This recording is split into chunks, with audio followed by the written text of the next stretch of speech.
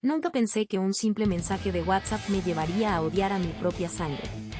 Pero ahí estaba yo, con el teléfono de Sonia en la mano, sintiendo como el mundo se me venía abajo en ese hospital frío donde el olor a antiséptico me quemaba los pulmones. Habíamos llegado como cualquier otro día, preocupados por la salud de mamá, sin saber que esa tarde sería el inicio del fin de todo. Sonia estaba sentada en un rincón del pasillo, mordiéndose las uñas hasta sacarse sangre.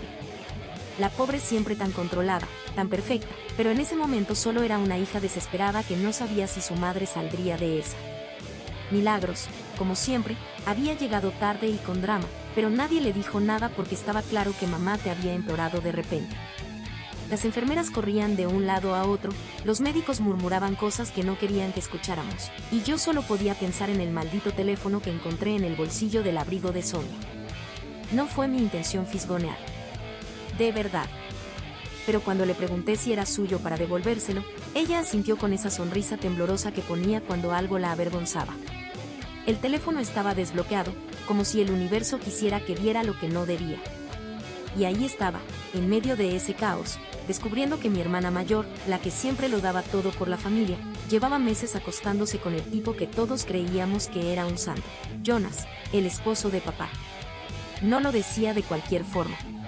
No, eran mensajes íntimos, fotos, planes para encontrarse cuando nadie los viera. Y lo peor era que Sonia no era su única víctima. Había otra en la pantalla, otra mujer que también recibía su atención. Al principio creí que sería alguna ex, algún error del pasado, pero no.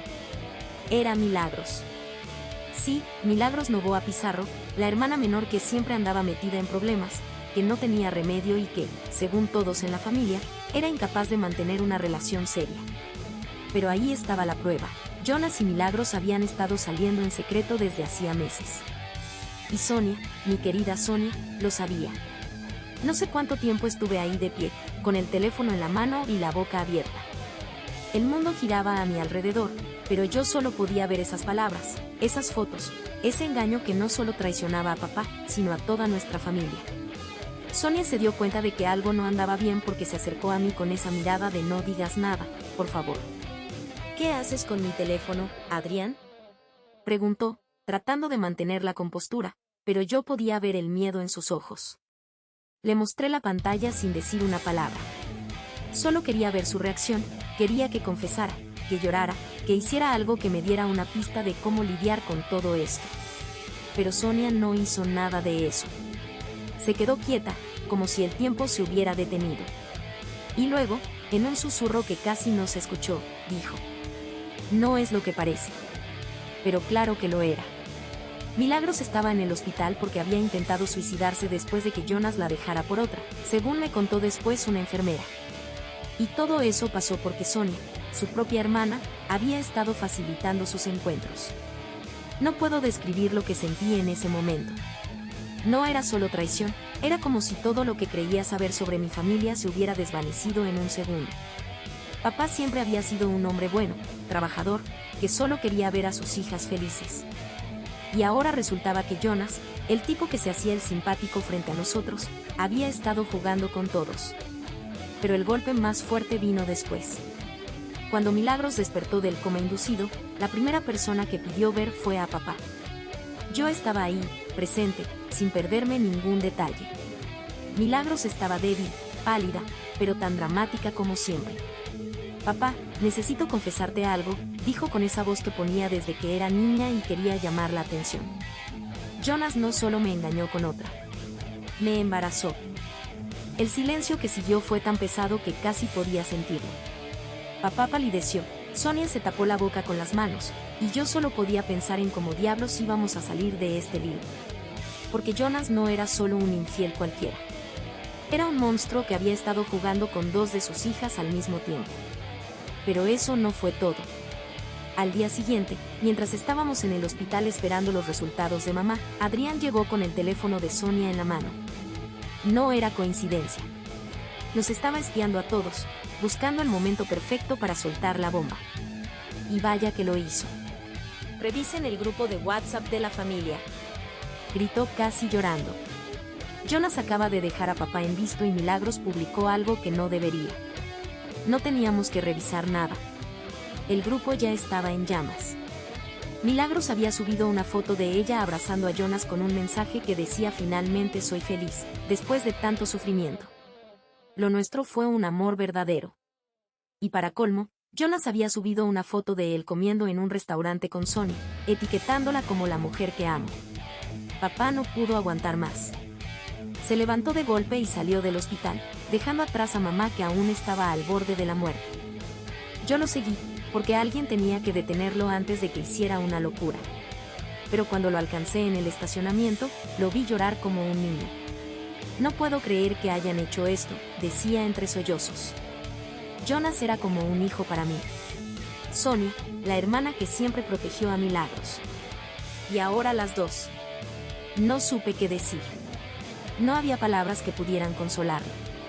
Porque esto no era solo un engaño, era una traición que había destruido a nuestra familia desde adentro.